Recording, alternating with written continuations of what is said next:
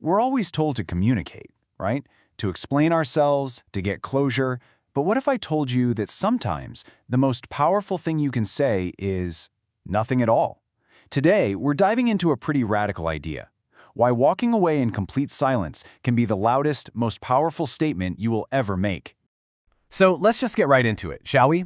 I want you to think about that person or that job, that one situation where you feel like you were just screaming into a void. Why do you still have that desperate urge to give one last explanation? I mean, really, is it for them so they'll finally understand? Or is it maybe for your own ego, just to feel like you got the final word in a conversation they probably stopped listening to a long, long time ago? Okay, first things first, we need to be absolutely crystal clear about something. What we're talking about here, this is not ghosting. Ghosting is avoidance. It's usually driven by fear. We're talking about something else entirely, a conscious, deliberate, silent departure. And it's the ultimate act of loyalty, not to them, but to yourself. And just look at the difference here. Ghosting, well, it's an immature, chaotic retreat. It's based in fear, and it just leaves a mess behind for everyone. But a mature, silent departure, that's a strategic choice. It's about self-preservation. One leaves a wake of chaos and confusion. The other, it creates this powerful, undeniable clarity.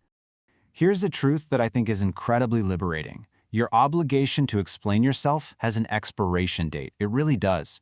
If you've repeated yourself over and over, if you've tried to build a bridge to someone who just refuses to meet you halfway, well, that contract is officially void. The debt is paid. You don't owe them another word. And in that exact moment, your entire allegiance has to shift. You have to stop being loyal to their potential, to the what-ifs, to some imaginary person they might become someday. No, it is time to become fiercely, unapologetically loyal to your own peace, your own sanity, and your own future. And this idea of putting your own well-being first isn't some new age concept. Not at all. In fact, it's a cornerstone of ancient Stoic philosophy, specifically their idea of the economy of time. See, the Stoics saw your time and your attention as your most precious, non-refundable currency. Every single minute you spend trying to teach a lesson or get through to someone who has already shown you they don't value your input, that's a minute you've literally stolen from your own life. Let this sink in. You are not their teacher. You are the guardian of your own very limited time. And just listen to this incredible metaphor from the Roman emperor himself, Marcus Aurelius. He said, holding on to something that no longer serves you is like tying a dead branch to a living tree. Just picture that for a second. You are that living tree. By clinging on to this dead weight, you are actively poisoning your own growth. So, okay, you've made the choice. You're going to protect your time. But what happens on the other side? This is where things get really interesting. This is the psychological paradox, the shockwave your silent sense. And trust me, it is far more powerful than you can possibly imagine. Think about it. A big, dramatic exit. The slamming doors, the angry text, the big announcement. It's all a performance. It's actually a test. Deep down, when you shout, "I'm leaving," you might just be pleading for them to say, "Please, don't go." But silence? Silence robs them of that power. It gives them absolutely nothing to fight against, no drama to feed on. The philosopher Nietzsche put it perfectly. A departure hidden in silence is deeper than 1,000 screams. A scream, well, that's just noise, right?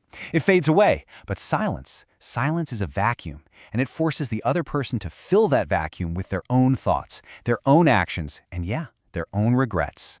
And this isn't just a cool idea. It's a real psychological principle. It's called the power of absence. When you think about it, a constant presence eventually just becomes background noise. It's easy to take for granted. But when that presence is suddenly, and without explanation, gone, it becomes the only thing that person can focus on. Your absence becomes a mystery they become obsessed with solving. So, what is the actual psychological fallout for them? Well, first, there's a total loss of control. That emotional hook they had in you, it's gone. Poof. Second, they're forced to confront the void that you've left behind, a space that they now have to fill by re-examining their own behavior. And finally, that silence, it slowly turns into an echo of regret, where the only thing they can possibly hear are their own mistakes playing on a loop. So, where does all of this lead? It's not about revenge. It's about liberation. This isn't about escaping them. This is about finally walking towards yourself. And let's get one last thing crystal clear. The goal here is absolutely not punishment. If you're doing this to try and hurt them, you're still chained to them. Revenge is a leash, and it keeps you tethered to the very thing you're trying to break free from. This is about something so much more revolutionary. It is a quiet internal declaration of bankruptcy. You are officially finally stating that their approval, their opinion, their validation, it's all worthless currency in your new economy. It has no value here anymore.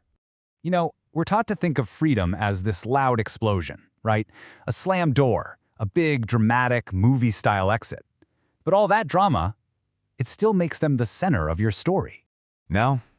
True freedom is closing that door so quietly they might not even notice at first that you're gone.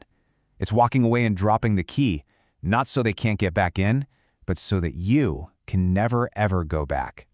So, as we wrap this up, I'll just leave you with this one question. We all have doors in our lives that have been left open for far too long. Doors to past relationships, to toxic workplaces, to old versions of ourselves that we've outgrown. The only question left to answer is, which door is it time for you to quietly close?